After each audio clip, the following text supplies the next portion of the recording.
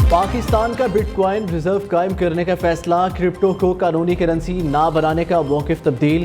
حکومت امریکہ کی پیروی کرتے ہوئے بٹ کوائن اسٹریٹجک ریزرو قائم کر رہی ہے۔ کرپٹو کونسل کے سربراہ بلال بن ثاقب کا لاس ویگس میں بٹ کوائن کانفرنس سے خطاب، کہا پاکستان نے فروری میں غیر ملکی سرمایہ کاری کو راغب کرنے کے لیے نیشنل کرپٹو کونسل قائم کی۔ پاکستان کرپٹو ریگولیٹری پالیسیوں کو اپنا رہا ہے۔ Pakistan strategic but coin reserve قائم کرنے کے لیے آگے بڑھ رہا ہے۔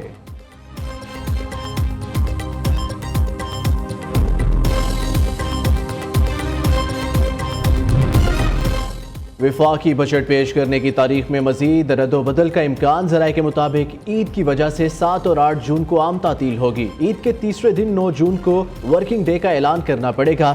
عید کے تیسرے دن 9 جون کو قومی اقتصادی کونسل اور اکنامک سروے جاری کرنے کا شیڈیول ہے۔ ایک ہی دن NEC اور اکنامک سروے جاری کرنا ممکن نہیں ہوگا۔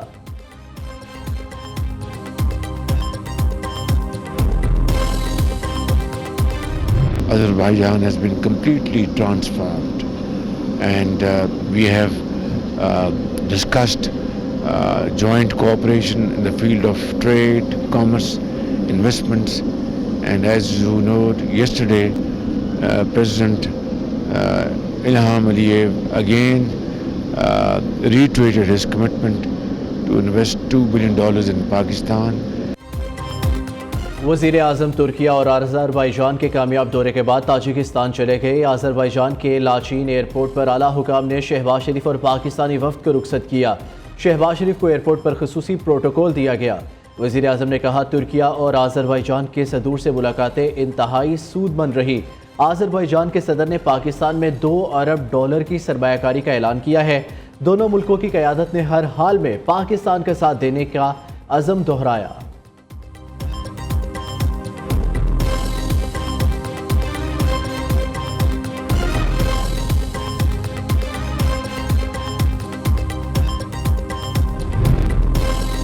ایک جماعت کے امیدواروں کو آزاد کیسے ڈکلیئر کر دیا گیا؟ جسٹس جمال مندوخیل کا استفسار۔ جو جماعت الیکشن لڑے وہی پارلیمانی پارٹی بناتی ہے۔ صاحبزادہ حامد رضا اپنی جماعت سے نہیں لڑے، پھر پارلیمانی جماعت کیسے بنائی؟ جسٹس مسرت ہلالی نے بھی سوال اٹھا دیا۔ نظر ثانی لانے والوں نے تو جس فیصلے کو چیلنج کیا اسے ہمارے سامنے پڑا ہی نہیں۔ جسٹس صلاح الدین پنہور کے ریمارکس۔ سپریم کورٹ میں مخصوص نشستوں کی نظر ثانی کیس کی سماعت۔ جسٹس امین الدین کی سربراہی میں 11 رکنی بینچ نے سماعت کی۔ سنی اتحاد کونسل کے وکیل فیصل صدیقی نے دلائل پیش کیے۔ کیس کی مزید سماعت 16 جون تک ملتوی۔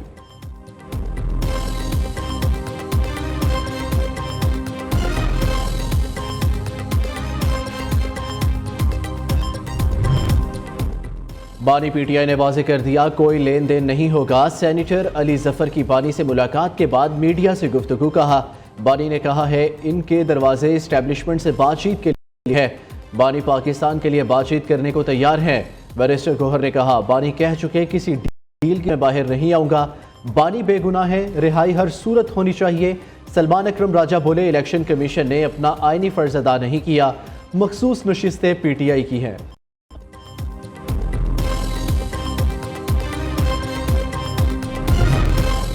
بانی پی ٹی آئی کا پنجاب میں 4 رکنی سیاسی کمیٹی پر تحفظات کا اظہار۔ سیاسی کمیٹی کا نوٹیفیکیشن دوبارہ جاری کرنے کی ہدایت کر دی۔ بانی نے سینیٹر علی ظفر کے ذریعے پارٹی لیڈرشپ کو پیغام بھجوا دیا۔ بانی نے عالیہ حمزہ کو پنجاب میں سیاسی کمیٹی کا سربراہ مقرر کر دیا۔ سلمان اکرم راجہ، عمر ایوب، احمد خان بچر اور عثمان اکرم سیاسی کمیٹی میں شامل تھے۔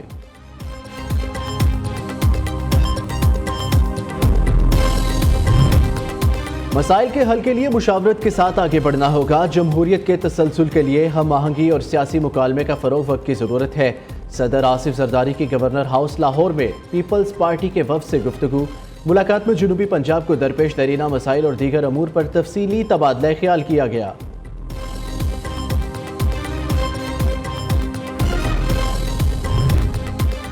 آٹا سستا ہونے پر روٹی کی قیمت بھی کم کی جائے۔ وزیر اعلیٰ پنجاب کی ہدایت۔ مریم نواز کا آٹے کے نئے نرخ کے مطابق روٹی کی قیمت مقرر کرنے کا حکم۔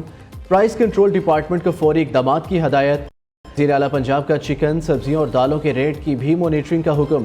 مریم نواز کہتی ہیں روٹی کے نرخ تاریخ کی کم ترین سطح پر لائیں گے۔ آٹے کی قیمت میں کمی کا فائدہ براہ راست عوام کو پہنچانا چاہیے۔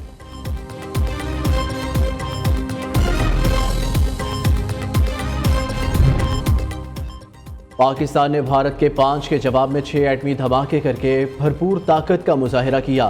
پاکستان کے دھماکوں نے خطے کی تاریخ کا رخ بدل دیا۔ وفاقی وزیر احسن اقبال کا اسلام آباد میں تقریب سے خطاب، کہا یہ صرف ماضی کی کامیابی کا جشن نہیں، مستقبل کے لیے عزم کا دن بھی ہے۔ پاکستان کو مضبوط دفاع کے ساتھ مضبوط معیشت کی بھی ضرورت ہے۔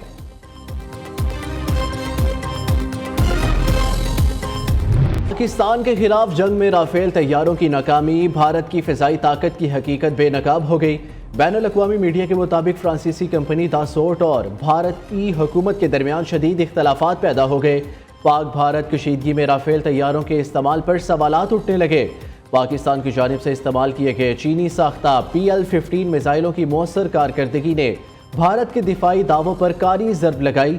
فرانسیسی ماہرین کی ٹیم نے بھارت میں موجود رافیل بیڑے کے معائنے کی درخواست کی۔ نئی دہلی نے سیکیورٹی خدشات کے تحت درخواست کو مسترد کر دیا۔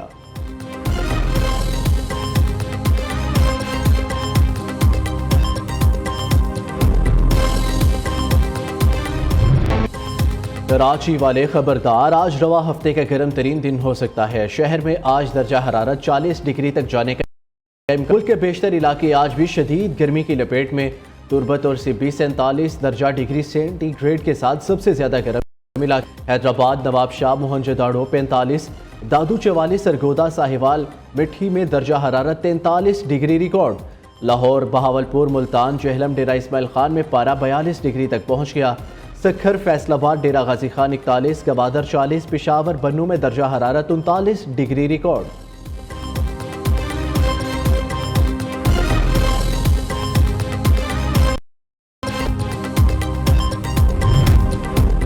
رحیم یار خان میں پنجاب پولیس کی کارروائی، 3 سالہ مغوی بچہ زین بحفاظت بازیاب۔ ملزمان فائرنگ کے تبادلے کے بعد فرار، پولیس نے بچے کو اہل خانہ کے سپرد کر دیا۔ والدین خوشی سے نہال، اہل علاقہ کے پولیس کے حق میں نعرے۔ اور عید الاضحیٰ کا چاند نظر آتے ہی مویشی منڈی میں خریداروں کا رش بڑھ گیا۔ شاہپور کانجرا مویشی منڈی لاہور میں رستم نامی بیل کی دھوم، شاہکوٹ میں شاہانہ انداز رکھنے والا راوی نسل کا بھینسا سلطان شہریوں کی توجہ کا مرکز۔ اکاڑا میں جگا اور کالو نامی بیلوں کے چرچے، جانوروں کے چارے کی قیمت بھی بڑھ گئی۔ سجاوٹی سامان کی قیمتوں میں بھی ہوش ربا اضافہ، شہری پریشان۔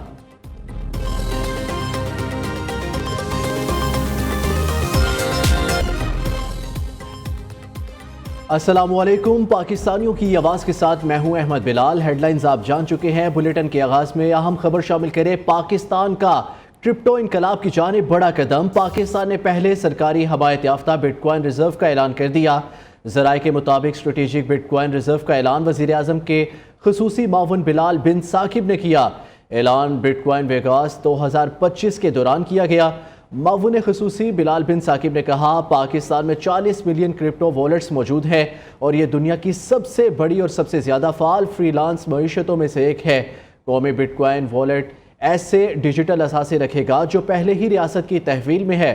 حکومت نے پہلے مرحلے میں بٹ کوائن مائننگ اور AI ڈیٹا سینٹرز کے لیے 2000 میگا واٹ زائد بجلی مختص کی ہے۔ پاکستان نے اپنی پہچان دہشت گردی یا غربت سے نہیں، ڈیجیٹل انقلابی طاقت سے جوڑی ہے۔ پاکستان اب صرف کنزیومر مارکیٹ نہیں بلکہ عالمی بلاک چین انقلاب کا مرکزی اسٹیشن ہے۔